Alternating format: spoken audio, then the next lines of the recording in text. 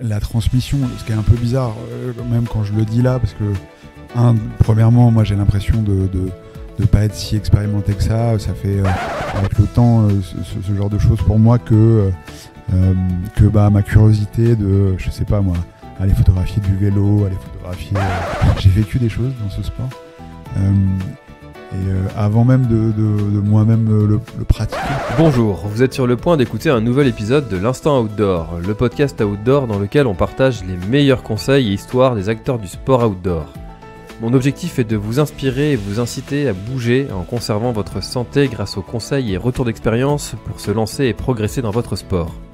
Nutrition, préparation mentale, entraînement, apprentissage, parcours de vie, on abordera ici tous les sujets sans tabou et de façon naturelle. Je suis François Hinault, fondateur de Planet Trail Productions, speaker, créateur de contenu pour les sports outdoor et organisateur du Grand Raid du Finistère. Contactez-moi sur contact@planettrail.com, sur LinkedIn ou sur mon site planettrail.com. Bonne écoute. Alors Alexis, ça y est, c'est parti, j'ai appuyé sur enregistrement. On est ensemble encore une fois sur le Basecamp de chez Merrell. Comment vas-tu Alexis en cette semaine de l'UTMB qui doit être un petit peu chargée, un petit peu intense pour toi? Comment ça va? Ça va, c'est une semaine, c'est toujours la semaine la plus chargée de l'année. Et cette année ne fait pas exception. Et donc voilà, il fait beau, il y a une vraie richesse de courses et plein de choses dans tous les sens. C'est le tourbillon habituel de Chamonix, mais je suis un peu habitué et on y prend quand même plaisir. Trop bien. C'est vrai qu'il y a une énergie, il y a un truc qui se passe ici sur Chamonix. Moi, c'est la première fois que je l'ai vécu, c'était l'année dernière. Et j'ai tout de suite ressenti cette énergie. Alors toi, en plus, en tant que photographe, l'émotion, l'énergie, les choses comme ça, c'est peut-être quelque chose que tu as dans le regard, qui est habitué à le ressentir peut-être. Est-ce que tu dirais que ici, sur Chamonix, pendant cette semaine de l'UTMB, il y a vraiment cette énergie où tu la ressens aussi? Ouais, c'est vrai qu'il y a un côté... espèce de grand-messe, de communion, un peu tous les coureurs et les coureuses du monde, quoi. Ce qui était peut-être un peu moins le cas il y a une dizaine d'années. Maintenant, avec toutes les courses annexes de l'UTMB, ça a fabriqué quelque chose où on a vraiment l'impression que tout le monde est là et que dans la rue, on voit comme ça vraiment tout le monde, quoi. Et cette espèce de retour annuel des mêmes têtes, ça fabrique un truc un peu spécial et qui a pris, je pense, ces dernières années une ampleur qui est juste... on peut pas trop comparer avec d'autres événements dans ce sport-là. Ça fait le charme de cette semaine, et ça fait aussi je comprends aussi pas mal de coureuses élites qui prennent un peu de recul, qui vont dans les villages voisins chercher un peu de calme avant leur course. C'est vrai que tu vois, j'ai terminé la TDS hier et sur cette arrivée donc entre les Ouches et Chamonix, tu vois beaucoup de coureurs qui s'entraînent, des athlètes élites qui se font aborder, qui t'encouragent. Il y a vraiment cette effervescence autour du trail, cette bienveillance, cette générosité aussi des athlètes très connus. Toi, je me suis fait saluer par Pau Capel, par Thibaut Garivier. Enfin bref, il y a vraiment aussi cette bienveillance qui existe et peut-être que les coureurs viennent chercher ça aussi, toute cette énergie.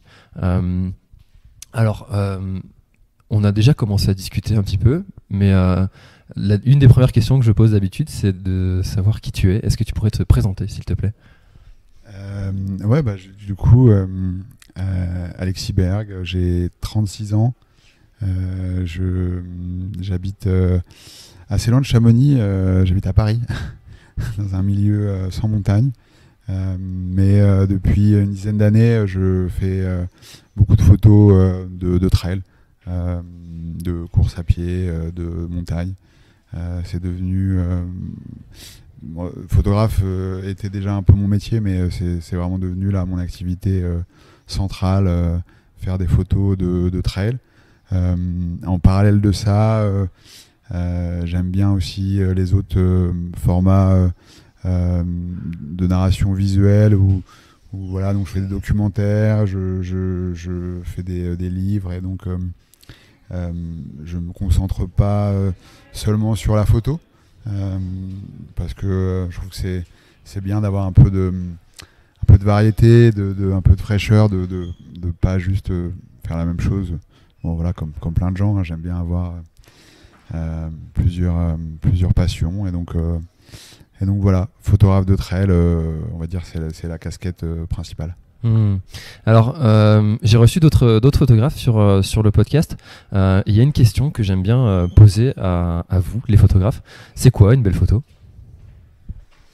Une belle photo, c'est finalement pas tant celui qui l'a fait que celui qui la regarde qui décide si c'est une belle photo.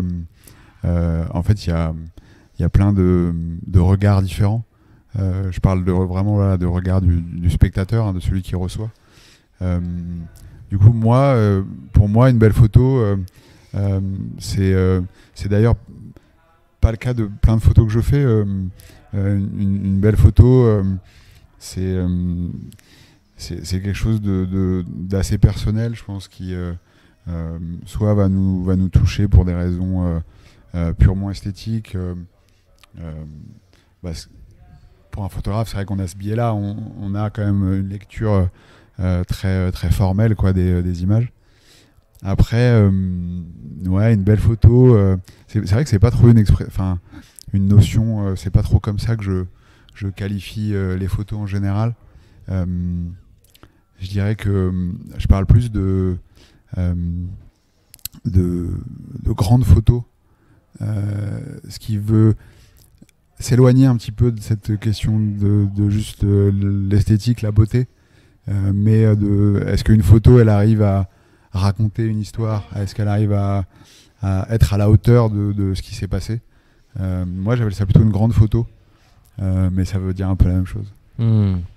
Et alors j'ai rencontré ton frère l'année dernière sur la Diagonale, et j'ai eu l'occasion de voir votre documentaire sur la Barclay et sur notamment les finisseurs. Quelle est l'histoire des frères Berg et de cette Barclay ? Alors l'histoire des frères Berg, en tout cas sur le volet trail, il commence aussi à la Diagonale des Fous.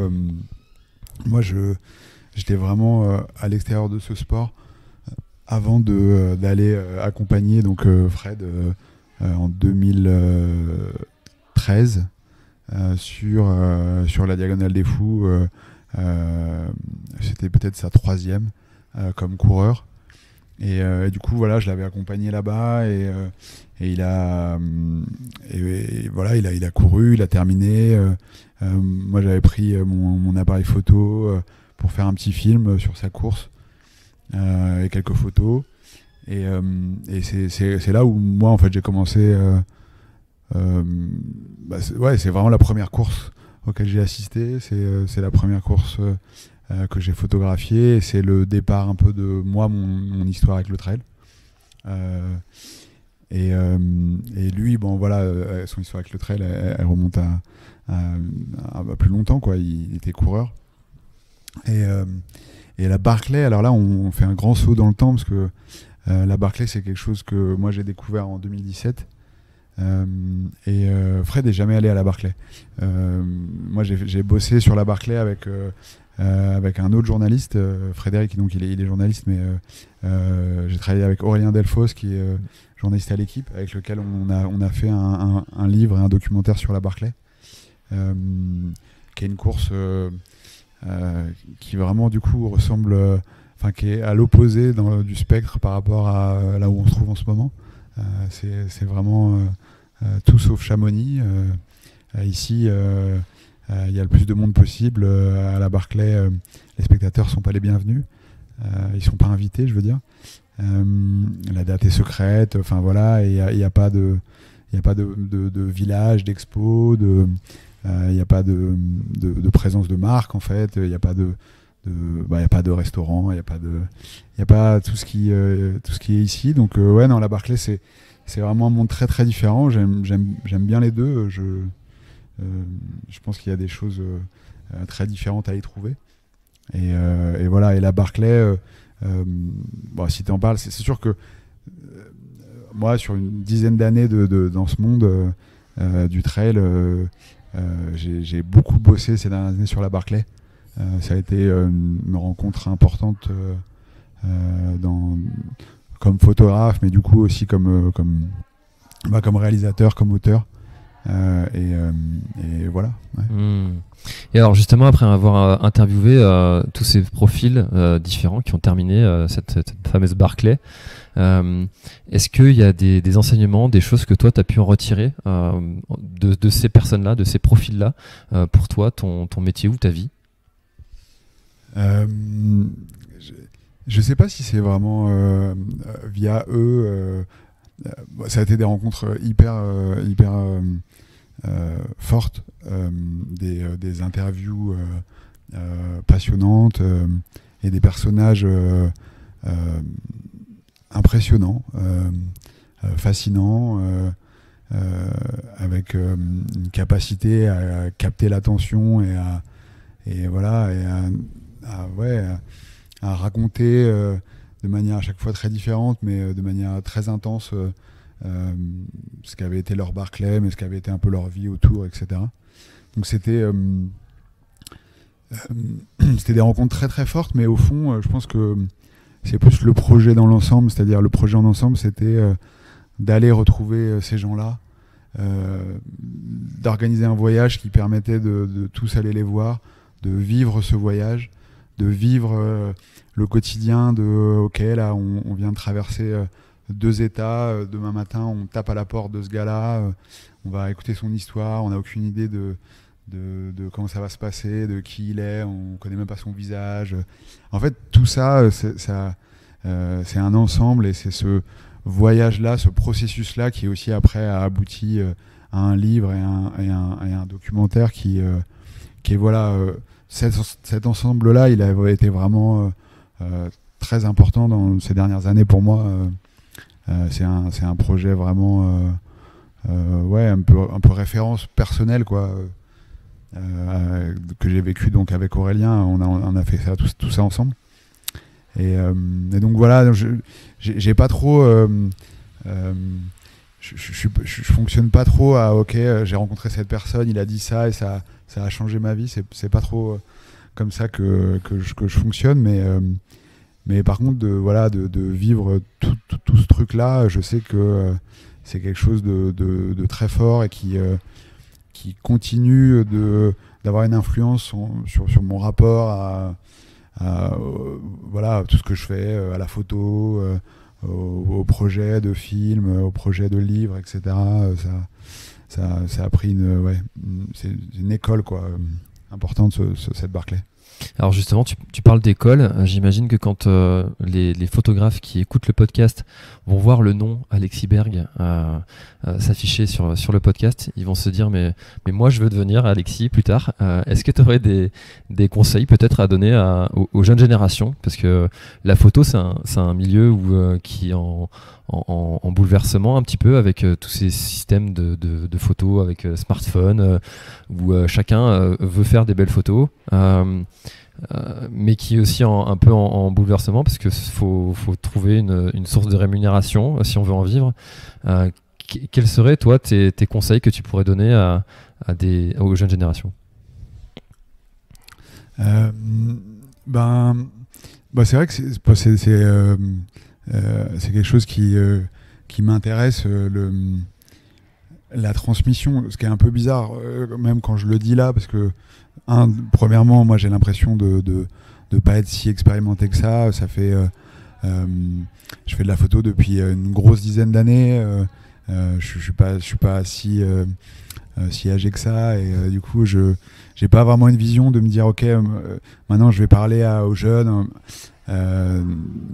mais néanmoins cette histoire d'essayer un peu de montrer des choses, de transmettre des petits savoir-faire, c'est quelque chose que je veux faire depuis plusieurs années. Donc du coup ça fait plusieurs années que je fais des stages photo où c'est un peu ça en fait, c'est genre emmener des gens souvent un peu moins expérimentés, qui ont envie de faire de la photo de manière professionnelle ou semi-professionnelle, etc. Et de les emmener vivre. Donc je fais toujours ces stages adossés à une course, et donc un peu dans le quotidien de celui qui est le mien quand je couvre une course. Je fais ça avec David Gontier, qui est un autre photographe que je connais depuis plusieurs années, avec lequel on a pas mal bossé ensemble et avec lesquels on partage pas mal de choses, et donc du coup on encadre ça ensemble. Et du coup je réponds à ta question, c'est quoi mes conseils, mais du coup je donnais un peu ce contexte avant, et donc moi ce que j'essaye de dire aux gens qui veulent faire de la photo, de manière technique, la première chose que je dis, c'est d'essayer de faire de bosser au maximum en manuel, c'est-à-dire de ne pas faire trop confiance à l'algorithme de l'appareil photo, et essayer de comprendre un peu comment fonctionne cette petite boîte, appuyer sur un levier, en toucher un autre et voir un peu ce qui se passe. Et donc la photo numérique, ça permet je crois comme on paye pas les films avant, ça coûtait très cher de faire des essais. Aujourd'hui ça coûte rien, et en fait c'est comme ça qu'il faut apprendre la photo. Il faut tenter, il faut modifier un peu tout ça, et essayer de comprendre comment fonctionne la lumière, parce que moi je dis beaucoup aux stagiaires et aux gens qui me posent des questions sur la photo, c'est que la base de tout c'est la lumière, et bon évidemment tous les photographes disent ça, hein, y a rien de très original, mais quand même je le répète, c'est ça avant tout qui va décider s'il est possible de faire une image. Et donc je pense qu'il faut se mettre en quête de regarder la lumière un peu tout le temps, un peu partout, de quelle manière elle modèle un peu ce qu'on a là en face de moi. Il y a une fenêtre là-bas qui éclaire une chaise de manière très jolie, et je sais que mon œil et mon cerveau il l'a vu quand je me suis assis, et en fait c'est ça que doit faire un peu un photographe, c'est on arrive quelque part, et en fait sans même vraiment y avoir pensé, on a déjà un peu fait une sorte de diagnostic de comment se diffuse la lumière, où est-ce qu'elle est jolie, et le photographe qui fait des photos même avec son appareil photo, avec son téléphone, c'est ça qu'il doit penser avant de regarder l'action, avant de regarder le cadrage, avant de regarder des choses comme ça. C'est où est la lumière, et quand on a commencé un peu à jouer avec et à apprendre à s'en servir, on est en train de faire des photos. On va progresser. C'est vrai que cette histoire de lumière, je l'ai découvert en faisant un reportage photo justement avec un photographe vidéaste réalisateur professionnel, et j'étais très impressionné par ça en fait, cette capacité à se projeter et puis à se dire tiens, à telle heure de la journée, alors il avait une application qui lui montrait le soleil en fonction des périodes, le soleil sera là à telle heure, et du coup lui s'était projeté en se disant là je sais que cette photo rendra beaucoup mieux que maintenant. Donc il faudra que je revienne. Il y a cet œil du photographe qu'on dit, c'est l'œil du photographe. Comment est-ce qu'on l'aiguise ? Évidemment, la réponse facile serait de dire, comme pour n'importe quelle activité, comme n'importe quel métier, on pratique. Je pense que pour la photo, ce que je disais tout à l'heure, est à mon avis important pour répondre à cette question, c'est essayer de pas trop abandonner à l'appareil photo des choix qu'on pourrait faire nous-mêmes. Et donc du coup, moi j'appelle ça être en manuel, ça veut dire que c'est nous qui allons se poser des questions de savoir ça va être quoi notre temps de pause, ça va être quoi la sensibilité, ça va être quoi l'ouverture de notre optique, et ça en fait quand on a commencé à se poser ces questions-là, on progresse en photo. Et la lumière, de toute façon c'est simple, c'est la matière première du photographe, comme pizzaiolo que j'ai regardé tout à l'heure me faire une pizza, en fait, il a les mains dans la pâte toute la journée et en fait, il sait, sans même la regarder, quelle est la qualité de sa pâte. Il faut encore qu'il continue de la malaxer. Et en fait, le photographe, c'est un peu ça aussi. En fait, il faut arriver à un moment donné où on a tellement malaxé la pâte que, en fait, juste en y posant ses doigts, on sait si elle est prête à être étalée, si elle est bonne, etc. Et donc, voilà, à la fin, en fait, en photo, on se pose plus. Il y a plein de questions qu'on oublie, un peu comme quand on apprend à conduire assez vite, on n'a même plus trop conscience de ce que font nos pieds, quoi. On oublie qu'on est en train d'appuyer sur une pédale ou une autre, et donc du coup, en photo, il se passe un peu la même chose au bout d'un moment, quoi. Et tu dirais que tu es tout le temps un petit peu en train de regarder, en train d'aiguiser cet œil, ou comme les passionnés de course à pied, quand ils voient quelqu'un courir, ils sont obligés de regarder comment est-ce qu'il court. Tiens, il est plutôt avant-pied, tiens, il est plutôt talon, tiens. Et toi, tu es tout le temps un petit peu dans cette recherche? En fait, c'est vrai que je sais que mon œil, mon cerveau, il passe forcément son temps à regarder les choses et à y voir une photo potentielle ou pas. Après, moi, je fais quelque chose qui est pas si fréquent chez les photographes, c'est que j'ai très rarement un appareil photo avec moi. Là, j'en ai pas. Quand je travaille pas, j'ai pas mon outil de travail avec moi. J'ai pas un appareil photo, et c'est aussi un peu pour pas passer trop de temps à regarder, à vouloir faire des photos, etc. En fait, si j'ai un boîtier, en fait, je vais quand même regarder beaucoup plus le monde comme un photographe, ce qui est très bien. C'est pas quelque chose que je critique, hein, mais c'est vrai que ça va accaparer un peu mon attention. Je vais vouloir faire des photos. Et du coup, je mets ça à distance, mais vraiment de manière assez drastique. J'habite à Paris, je fais jamais de photos à Paris. Je fais pas de photos de mes amis, je fais pas de photos de ma famille. J'ai jamais un appareil photo avec moi autour du cou quand je vais me balader ou etc. C'est un peu bizarre, hein, parce que du coup, on a l'impression que peut-être j'aime pas la photo. Mais c'est l'inverse, en fait. C'est si j'ai un appareil photo, je vais vouloir faire des photos. Donc voilà. C'est intéressant cette distinction que tu fais entre ton activité pro et puis ta vie à côté. C'est vrai que c'est contre-intuitif, en fait. C'est vrai que quand on voit des gens qui sont passionnés de photo, ils ont toujours un appareil photo avec eux pour saisir un instant, et ouais, c'est intéressant. Du coup, ça me fait penser à une question que je voulais te poser. Quelles sont les compétences d'un photographe auxquelles on ne penserait pas forcément? Je sais pas. Pour prendre le cas ou l'exemple peut-être que je connais le mieux, c'est un photographe de trail, de montagne, etc. Peut-être ce qu'on n'imagine pas, c'est que une partie très importante du boulot, elle se passe bien avant dans la planification, dans construire en fait une journée de suivi de course. C'est vraiment quelque chose de très important. Et en fait, avec le temps, on devient extrêmement... on devient un peu un expert des cartes, des tables de passage, des calculs, de regarder sur des cartes en 3D, l'inclinaison, des reliefs, de doubler ça avec une autre application pour regarder où sera le soleil, et une application météo, et puis une autre pour regarder un peu le contraire. Et en fait, ça, on l'imagine pas forcément, mais c'est une part importante du boulot, quoi, d'étudier à l'avance un peu ce qu'on va faire, surtout quand on couvre un événement avec des contraintes, avec une sorte d'urgence permanente, avec des distances assez importantes, avec des contraintes d'accès, des embouteillages.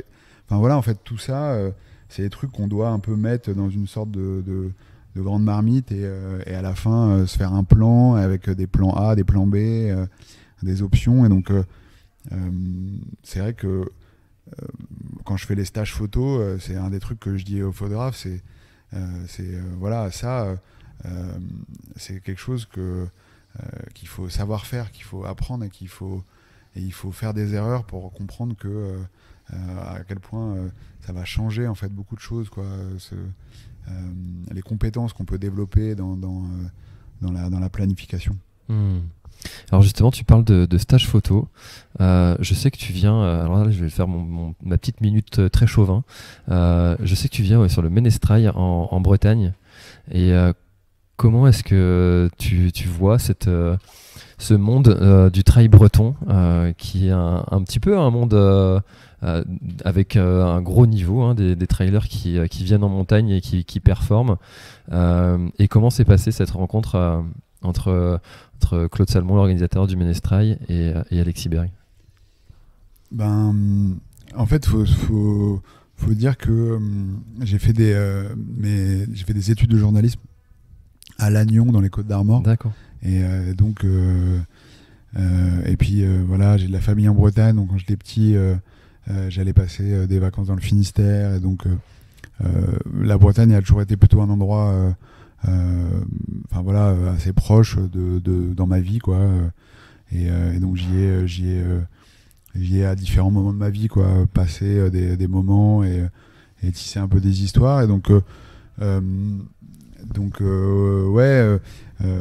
avec Claude Salmon, tu disais son nom, c'est une rencontre comme je les aime, comme il y en a dans ce sport et dans ce milieu de temps en temps, avec quelqu'un que j'aime beaucoup qui organise une course que j'aime beaucoup aussi, parce qu'elle est elle a une espèce d'ancrage comme ça, populaire, c'est un vrai carrefour un peu d'un lieu, d'une communauté bretonne du trail et tout, qui s'y retrouve. Et donc je me souviens plus exactement quel a été le point de départ de cette histoire-là, mais en tout cas le vrai moment un peu fondateur, c'est donc je suis venu, je pense en 2018, faire un stage photo. Le premier, en fait, mon tout premier stage photo, c'était au Ménestrel. Et donc voilà, et j'avais été reçu de manière incroyable par Claude et puis les bénévoles du Ménestrel. Ils avaient organisé des projections, des expos photos. On avait fait le stage, on avait fait des photos pendant la course. Et voilà, et donc c'est ce que j'aime bien aussi, évidemment, dans le fait d'être resté un peu pendant longtemps comme ça dans ce monde-là du trail, et de pas c'est vrai que je pourrais en fait faire plein de sports, je pourrais et ça pourrait m'intéresser en fait, clairement. Il y a plein d'autres choses pour moi qui pourraient être très intéressantes à photographier, mais le fait de rester un peu fidèle à un monde là, celui du trail, c'est vrai que ça prolonge un peu des histoires, ça approfondit des relations avec des gens, ça tisse des liens, et en fait je crois que ça a plus de valeur avec le temps, ce genre de choses pour moi, que ma curiosité de, je sais pas moi, aller photographier du vélo, aller photographier plein de choses qui sont peut-être même pas du sport. C'est vrai que j'aime bien le fait que ça fait des années que je recroise un peu les mêmes gens, que ici, par exemple, pendant l'UTMB, je suis content de revoir plein de gens, et donc ça c'est important. Ouais. Donc on peut pas avoir Alexis Berg photographe de son mariage? Non, je crois pas. Mince. C'est ça. Bon, je suis déjà marié. On me l'a déjà proposé. J'ai fait quelques photos de mariage il y a vraiment longtemps. J'ai rien contre. En fait, moi, j'ai rien contre les photographes de mariage ou la photographie de mariage. C'est un métier aussi. Mais c'est vrai qu'aujourd'hui, je choisis des projets aussi dans lesquels qui m'intéressent en fait. C'est peut-être un peu paradoxal, parce que tout à l'heure j'ai expliqué que la photo c'était pour moi quelque chose qui était vraiment mon travail, mais en fait j'essaie quand même que mon travail il s'effectue dans des projets qui me parlent en fait, qui m'intéressent quoi. Il y a des choses que je fais pas parce que je sais que photographiquement ça m'intéresse pas trop. Et en fait, je pense qu'on a quand même besoin, enfin moi j'ai besoin d'être photographiquement intéressé par quelque chose pour Sinon, peut-être que je vais le faire de manière moins convaincante, quoi. Donc voilà. Et alors si c'est une question, je pense, qui va être un peu dure pour toi que je vais te poser là. Je te préviens, je te mets dans l'ambiance. Admettons que tu as toutes tes photos qui sont imprimées, absolument toutes. Ta maison brûle, tes photos sont dedans. Il y en a une que tu peux sauver. Laquelle tu choisis? En fait, c'est pas si dur que ça parce que j'ai pas un attachement, comment dire. Je suis pas trop fétiche en fait de mes propres photos. Mais même voilà, j'ai des disques durs, j'en prends soin. Je dis pas qu'ils sont pas rangés quelque part, etc. Et que je fais pas un peu attention à essayer de conserver les archives de mes données, etc. Et tout, mais j'ai pas non plus un espèce d'attachement central à tout ça aussi parce que en fait je vis dans un monde où les photos disparaissent pas. Les photos, elles ont déjà été publiées, elles sont quelque part, elles sont en ligne, elles ont été vues, etc. Et donc une photo pourrait pas vraiment disparaître. La seule chose qui pourrait peut-être disparaître, c'est une photo que personne n'a encore vue. Mais du coup, oui, sans doute que j'ai des photos que personne n'a encore vues. Et ce serait dans celle-là que je choisirais une photo. Et là, je ne saurais pas dire laquelle, mais ce serait plus ça, en fait. Et voilà, des choses. Par exemple, j'étais juste avant l'UTMB. J'étais dans les Pyrénées. Il y a une course incroyable. C'est le challenge du Mont Calme. Il y a le marathon du Mont Calme. Il y a 2 ultras qui sont la Pika Pika et la Pika Ariège. C'est des événements incroyables dans un milieu genre magnifique. Et donc j'ai passé 3 jours à faire des photos là-bas. J'ai jamais autant marché et crapahuté pendant une course. C'était vraiment enfin voilà, c'était long. Et du coup, ces photos-là, je suis arrivé à Chamonix, j'ai pas eu le temps de les éditer. Elles sont quelque part dans un disque dur. Voilà, celle-là, c'est celle-là que je mettrais de côté, que j'essaierais de sauver, parce que personne les a vues à part moi. Voilà. D'accord, donc ce serait celle que les gens n'ont pas encore vue et que tu as envie de partager. Tous ces beaux moments que tu as pu prendre sur l'instant. En fait, je te posais cette question-là parce que moi, quand j'entends Alexis Berg, je repense à cette photo. Alors, j'ai peur de me tromper, mais je crois que c'est Gary, un des presque finisseurs, qui s'est échoué sur la ligne, presque sur la ligne d'arrivée de la Barclay. On le voit allongé au sol, presque tout trempé. Est-ce que c'est une photo dont on te parle, qui ressort souvent? Oui, c'est sûr, c'est une photo assez importante pour moi dans ce qu'elle représente de ma tentative de pas juste faire des images, on va dire, voilà, elle est belle, tout à l'heure on disait, mais du coup une photo qui arrive à raconter un moment précis, et qui puisse transmettre un peu ce moment-là, d'ailleurs même à des gens qui n'ont pas le contexte. Voilà, les gens qui connaissent pas ce qu'il y a derrière cette photo, et il y a une histoire très longue, ils peuvent quand même y trouver une forme d'intensité, enfin voilà, quand même être destinataire de ça. C'est une photo importante parce que c'est aussi le point de départ un peu de mes histoires avec la Barclay, parce que en fait cette photo, c'est le motif qui a servi de point de départ à un film que j'ai fait avec Aurélien Delfosse, qui s'appelle La Barclay sans pitié. Presque le film, l'idée c'était de raconter cette photo, c'est-à-dire d'où elle venait, quoi, de dénouer le fil à l'envers, parce que cette photo c'est la fin de l'histoire, et de re-raconter l'histoire et d'expliquer un peu tout ce qui avait pu se passer, et cette espèce de dramatique issue, voilà, il y a un homme au sol, il est pas mort, hein, mais voilà, c'est dramatique pour lui, c'est une tragédie pour à l'échelle de son aventure qu'il avait vécue sur cette Barclay-là. Et du coup, oui, c'est sûr que c'est une photo importante qui est sans doute le point de départ de pas mal de choses pour moi. En tout cas, tout ce que j'ai fait sur la Barclay après vient d'ailleurs pas seulement de cette photo, sans doute de l'admire qui a précédé cette photo et qui était ce moment où j'ai découvert juste une demi-heure avant un finisseur. Et puis pendant une demi-heure, attente et l'attente et cette définition du finisseur, ouais, c'est quelque chose de très important pour tout ce qui a suivi, en tout cas dans mon travail sur la Barclay. Ouais.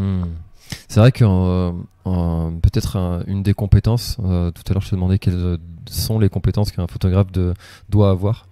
La patience aussi, parce que quand tu es posté à un endroit, peut-être en pleine nuit, avec la fatigue, tu as réussi à développer cette patience, ou tu penses que tu l'avais déjà avant, ces traits de caractère? Je sais pas trop. En fait, il y a quelque chose d'un peu magique quand je fais des photos et que j'ai un appareil photo, c'est que le temps passe assez vite. Quand je suis sur une course, je me rends pas compte. En fait, je réalise juste, ça faisait 6 heures que j'étais en montagne en train de faire des images et j'ai pas vu le temps passer. Et je suis très très rarement dans une position où voilà, je trouve que je m'ennuie. Et d'ailleurs, c'est sans doute pour ça que je continue à faire ça. Hein, c'est parce que ça m'ennuie pas du tout d'être là à attendre que quelqu'un arrive. La seule chose qui peut, l'émotion un peu négative qui pourrait arriver, c'est parfois je suis un peu frustré quand aucun coureur ou coureuse n'arrive sur le sentier, que la lumière est incroyable et que les conditions sont magnifiques et que ce qui arrive très souvent en fait quand tout est réuni sauf la personne qu'on attend. Mais la patience, non, c'est pas forcément une de mes principales qualités. D'accord. Ouais, c'est contre-intuitif un peu parce que moi j'ai cette image des photographes qui restent pendant des heures. Mais peut-être que c'est aussi en lien avec le fait que tu n'aies pas ton appareil photo tout le temps et que tu arrives à te mettre dans une espèce d'ambiance de travail où quand tu es en train de faire de la photo, quoi. Ouais, après c'est aussi lié à autre chose, c'est que, et ça rejoint, et c'est peut-être pour ça aussi que tout à l'heure j'ai parlé de la planification, etc. C'est que en fait, normalement, j'ai pas à attendre sur une course parce que je suis arrivé au bon moment. Enfin, quand je dis au bon moment, c'est au moment où j'avais prévu d'arriver. Et ce moment, j'avais prévu qu'il soit assez proche du moment où les gens vont arriver, les coureurs vont arriver. Et aussi à un moment donné où la lumière, je sais où est-ce qu'elle va être et comment elle va être. Et en fait, quand on a fait tout ça avant, on n'attend pas beaucoup. Enfin, en tout cas, dans mon cas, si je vais pendant l'UTMB faire des photos du lever de soleil au Grand Col Ferré, je vais arriver un quart d'heure avant la première personne que je veux photographier. Et parce que j'aurais été précis sur ça. Et parce que c'est possible de l'être. Surtout quand on l'a fait plein de fois et qu'on sait qu'on est capable de mesurer, ok, avec mon sac, je sais à quelle vitesse, je suis capable de faire tel dénivelé, machin, etc. Et donc du coup, sur cette question de l'attente, au fond, à mon avis, l'autre compétence d'un photographe de trail, par exemple, c'est justement d'arriver à être bon en calcul. Et en fait, de ne pas avoir trop à attendre. Et en tout cas, de pas trop s'attarder quand on a fini ce qu'on a à faire, ou alors de pas trop avoir gaspillé du temps quelque part sans rien faire, alors qu'on aurait pu être ailleurs en train de faire quelque chose. Et donc du coup, je fais un plan où si je vois que si je vais pas laisser 2 heures d'attente, je vais essayer de faire des choses pendant ce temps-là quelque part. Et puis voilà. Donc ouais, je c'est pas que je suis pas patient, mais c'est que j'ai pas le temps en fait de l'être. Mais en fait, c'est tous ces sujets de la préparation et de tout ce qui se passe en amont de la photo et de tout ce qui concerne l'art de manière générale. Je sais pas si tu connais cette histoire de Picasso qui griffonne un truc sur un bout de nappe et puis la serveuse qui lui demande est-ce que je peux vous le prendre, et il dit oui, ça fera 60 000, et elle dit mais comment ça vous avez pris 10 secondes de le faire? Non madame, ça m'a pris toute une vie, parce qu'il y a toute cette expérience qui est en amont. Toi, c'est quelque chose que tu as accumulé au fil des années, et c'est peut-être quelque chose qu'on ne voit pas, et que peut-être les gens n'imaginent pas, tout ce travail qu'il y a en amont. En tout cas moi, tout ce que tu me racontes là, je ne l'imaginais pas en fait, clairement, hein, toute cette préparation en amont avec, comme tu disais, toutes ces applications différentes et cette connaissance aussi de ses propres compétences physiques. Et c'est bien d'en parler, je trouve, parce que ça amène aussi un autre regard sur ce métier de photographe. Et même si au fond, là où on met le plus d'expérience et le plus de temps, etc., c'est vraiment sur le sujet photographique. On va dire qu'il y a des compétences secondaires qui sont liées donc à la montagne, à s'y déplacer, à connaître le sport qu'on est en train de photographier, comment il fonctionne, etc. Et donc ça, c'est des compétences. En vrai, les compétences les plus importantes, c'est celles qui sont directement liées à la photo, qui sont directement liées à l'image, etc. Et ça, c'est vrai que ça, c'est quelque chose qui s'arrête jamais. On progresse toujours et on est toujours en train de nourrir notre œil. Moi, c'est comme ça que quand on parle de l'œil du photographe, ça serait en effet complètement illusoire de prendre ça comme une sorte de talent un peu inné. En fait, évidemment que là-dedans, il y a des gens qui, genre peut-être instinctivement, ont la capacité, à voir, en fait, à traduire ce qu'ils ont déjà vu dans après ce qu'ils vont faire avec l'outil appareil photo, mais n'empêche que c'est beaucoup de regarder les photos, regarder l'image, regarder des films, regarder la construction esthétique du cadre, et ça c'est sûr que dans chaque photo qu'on fait et dans tous les choix qu'on accumule qui conduisent à une photo, il y a des années, en fait il y a toutes les images qu'on a vues toute notre vie, en fait, qui viennent toujours s'additionner quelque part dans notre cerveau, et c'est ça qui forge notre regard. Alors Alexis, je sais que tu as un planning très chargé durant cette semaine de l'UTMB. On a encore quelques minutes. J'aimerais bien qu'on parle si on n'a pas encore parlé du tout de l'Alexis trailer. Tu photographies des trailers, mais toi-même, comment tu vis ce sport? Je le vis et depuis longtemps comme un témoin. J'ai assisté quand même à beaucoup de courses.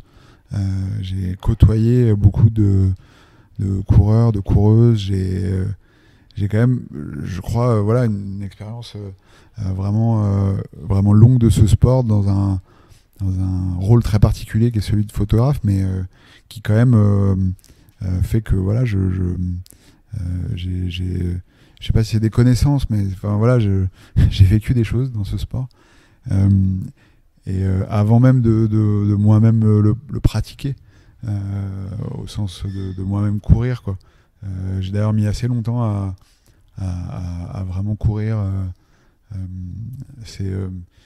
C'était aussi une manière pendant pas mal de temps de cultiver un peu ma différence, ou en tout cas c'était quelque chose qui, je pense, pouvait presque me servir comme photographe, d'être un peu extérieur comme ça, en fait, peut-être aussi dans mon rapport avec les athlètes, hein.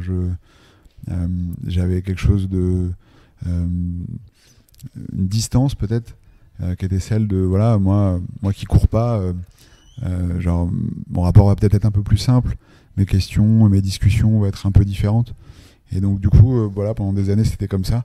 Ces dernières années j'ai un peu plus traversé la frontière, et et je cours plus souvent. Je cours voilà, quand je suis en montagne, j'aime bien. Et puis ça fait aussi partie de l'envie naturelle de vouloir évoluer voilà, en montagne, quoi, de pouvoir se déplacer de manière le plus aisée possible. Et donc maintenant, c'est comme ça que je suis un coureur. C'est pas avec des ambitions de dossard, c'est pas avec des chiffres en tête. C'est plus avec la volonté de pouvoir me déplacer en montagne de manière voilà, avec aisance. Tu ne portes pas de dossard? Ça m'arrive des fois. Ça m'est arrivé 3 fois en fait, si je peux compter. Ça m'est arrivé une fois ici au marathon du Mont Blanc.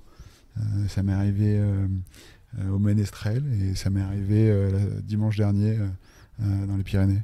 D'accord. Ouais. Et ça, c'est un vrai choix ça ne t'intéresse pas plus que ça en fait d'aller dans un milieu qui va être plus sur la compétition? C'est pas une question que ça m'intéresse pas. Déjà en fait quand je travaille, j'ai pas le temps de courir là. J'aurais pas le temps là de m'inscrire sur une course et de la faire. Et en fait, si j'ai envie de courir des courses, c'est pas forcément celle que j'ai envie de photographier. C'est des choses différentes. Et voilà, c'est comme ça. Ouais. Ok. Dernière question. On est ici sur le Basecamp de chez Merrell. Tu as fait ici un vernissage avec des photos magnifiques que tu as prises sur des athlètes Merrell. Comment s'est passée cette rencontre et ce stage de photo, enfin cette prise de photos? Ouais, bah c'était une expérience vraiment chouette. On s'est retrouvés pendant une dizaine de jours aux Canaries au printemps avec quasiment au grand complet un peu la team Merrell un peu internationale là, qui est en train de courir des courses en ce moment. Je sais que là il y a les sœurs Elcott qui sont en train de courir. J'ai vu Alex demain, je pense que Ragna va courir l'UTMB. C'est des gens, pour certains que je connaissais déjà, pour d'autres un petit peu moins. Et c'était donc on a passé 5 jours sur l'île de Tenerife et 5 jours sur l'île de Grande Canaria avec à chaque fois des coureurs, des coureuses différents. Et c'était vraiment super chouette parce qu'on a exploré un peu ensemble les îles. On n'a pas eu voilà, seulement quelque chose d'un peu réglé. On fait des photos, c'est un shoot, c'est un peu. On a partagé pas mal de choses ensemble, mais c'était vraiment un moment très agréable où on a fait pas que des photos. C'était très cool. On imagine très bien. Alexis, merci. Je sais que tu es maintenant attendu. Où est-ce qu'on peut suivre ton travail et puis retrouver facilement tes productions? Bon, on est en 2022, je suis photographe. C'est vrai que Instagram, c'est un peu la porte d'entrée la plus directe vers voilà, ce que je fais un peu régulièrement au quotidien, les projets, les choses qui arrivent, qui viennent. Et donc voilà, je pense que c'est la meilleure réponse que je puisse donner sur Instagram en tapant mon nom. Voilà, vous devriez trouver. Trop bien. Eh ben, écoute, merci pour ce moment et puis cette découverte de ton métier, ce partage de cette vision que tu as du métier de photographe. C'était très chouette. J'en ai reçu d'autres, des photographes sur le podcast. C'est toujours passionnant d'avoir votre histoire parce que c'est une histoire qui est souvent dans l'ombre. Merci beaucoup, Alexis. Merci à toi, c'était très agréable de parler. Et puis bravo d'avoir fini la TDS avant qu'on puisse se parler. Merci bien. Il fallait faire le tour et c'est... Voilà, merci. J'en ai encore un peu de séquelles, mais ça va aller. Merci, c'est gentil. Salut. Allez, à bientôt. Merci. Merci d'avoir écouté cet épisode de l'Instant Outdoor. J'espère qu'il vous a plu. Si c'est le cas, et même si ce n'est pas le cas, abonnez-vous pour ne rater aucun épisode. Parlez-en autour de vous et laissez-moi un commentaire sympathique sur Apple Podcast, c'est ce qui m'aide le plus à remonter dans les classements. N'hésitez pas non plus à le partager à chacun de vos contacts dans le sport. Chaque nouvel auditeur intéressé est une victoire. Si vous avez besoin d'un speaker pour votre événement, d'un contenu pour votre marque, d'infos sur le Grand Raid du Finistère, n'hésitez pas à me contacter à l'adresse contact@planettry.com. À bientôt.